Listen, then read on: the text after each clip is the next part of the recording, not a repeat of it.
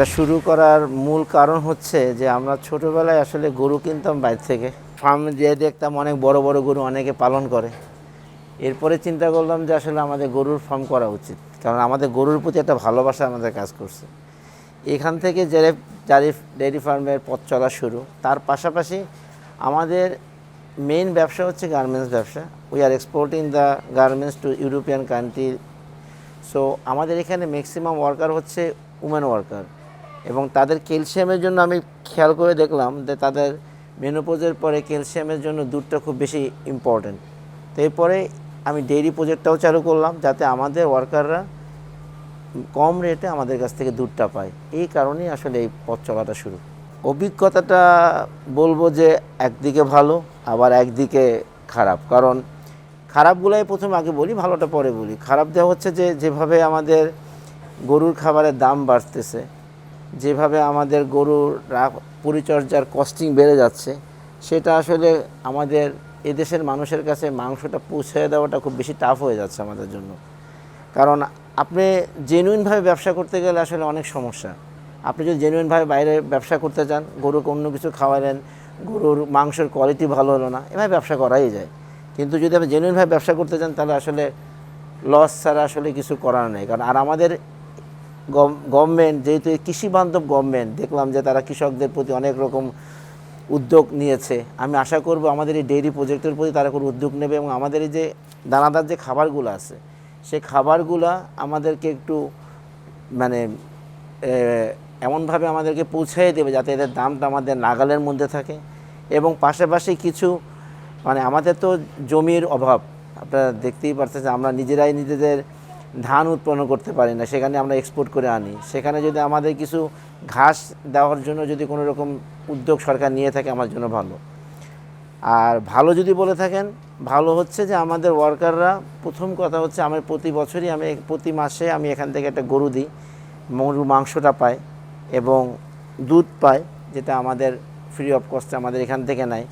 So আমি আমার ওয়ার্কারদেরকে একটা ক্যালসিয়াম দিতে পারতেছি, এটাই আসলে শান্তির জায়গা।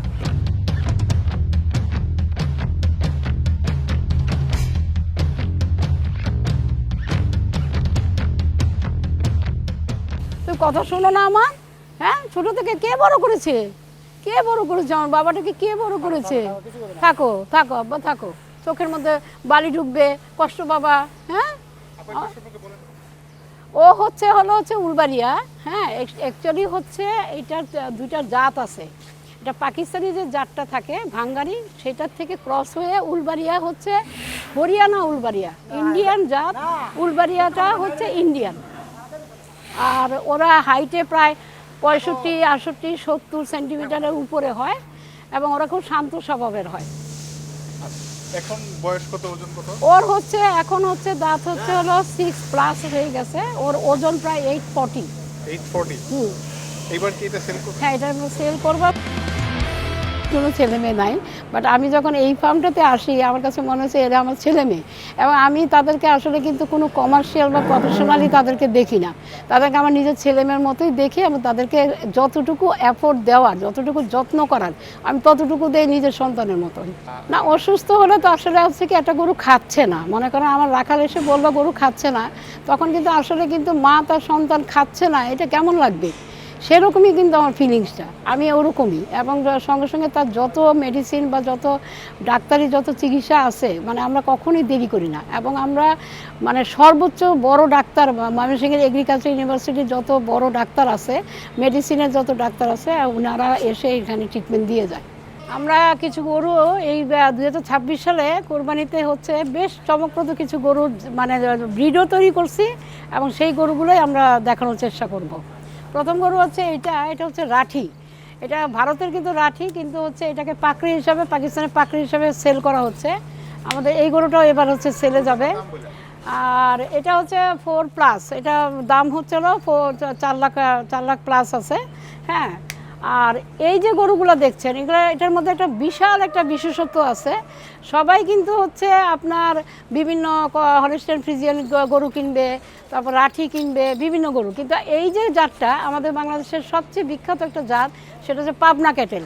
এবং এটা রেয়ার একটা পিসিস, সহজে পাওয়া যায় না, কিন্তু পাবনাতে এই গরুগুলো খুব মানে দেশাল গরু বা ওদের মাংসগুলো সুস্বাদু হয়।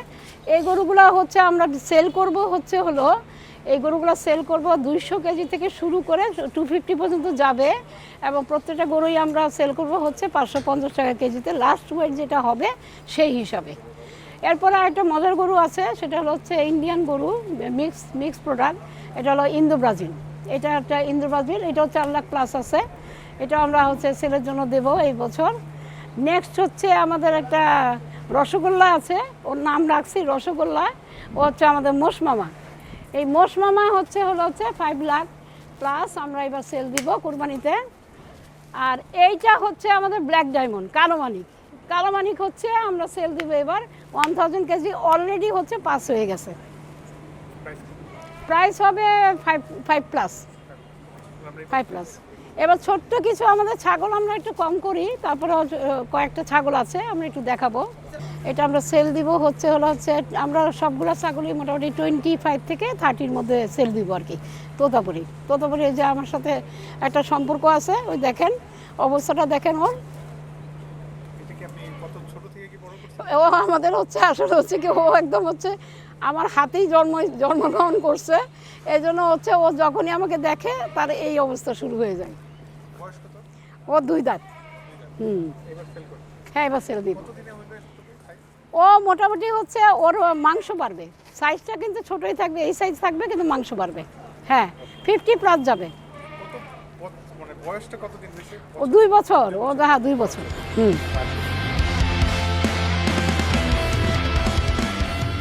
আমাদের একটা ব্রাহ্মা একটা গরু আছে, সেটা অনেক সভ্য এবং ডাক দিলে পরে একদম কাছে চলে আসে, আদর যত্ন খুব ভালো, খাওয়াইতে আমার খুবই ভালো লাগে। এবং অসুখ বিসুখ হলে পরে ও ডাক দেওয়া মাত্রকে আমার কাছে চলে আসে, এসে শুয়ে পড়ে। ওকে আমি সবসময় ওকে বেশি আদর করি, আদর যত্ন করি, সবসময় ওকে বেশি ভালোবাসি। এবং আমাদের ফার্মে যেগুলো গরু আছে সব অনেক সভ্য এবং অনেক ভালো।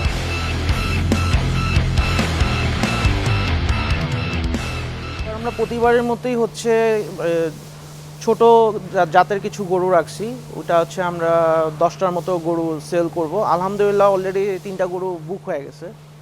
এই গরুগুলো আমরা 550 টাকা কেজি হিসেবে আমরা নির্ধারণ করছি। লাইভ ওয়েট, মানে যেদিন আপনি আমাদের এখানে এসে বুক করবেন ওই দিনের ওয়েটটা ধরেই আমরা আর কি বুক করে নিচ্ছি। আর ঢাকার মধ্যে আমরা পরিবহনটা আমরা ফ্রি দেওয়ার চেষ্টা করতেছি।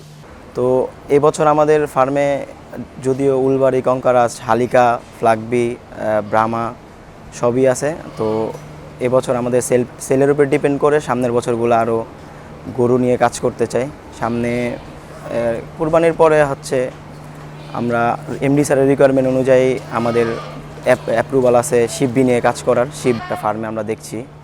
আর বিশেষ করে কঙ্কারাজটা নিয়ে আমরা স্যারের অ্যাপ্রুভাল আছে কাজ করার। কঙ্কারাজ মেল ফিমেল আমরা দুইটাই চেষ্টা করব মানে দেশের থেকে কালেক্ট করার। যদিও এটা কঙ্কারাজ ইন্ডিয়ান একটা জাত, রাজস্থানী, যদিও আমাদের 30 পিস 40 পিস গরু অ্যাভেলেবেল আছে বিক্রি করার মতন, কিন্তু সামনে আমাদের এটা মানে 100-তে রূপান্তর করতে চাই। 100 থেকে আরও সামনে আরও বেশি চেষ্টা করব যে আমাদের সেলটা বাড়ানোর জন্য কোনোভাবে।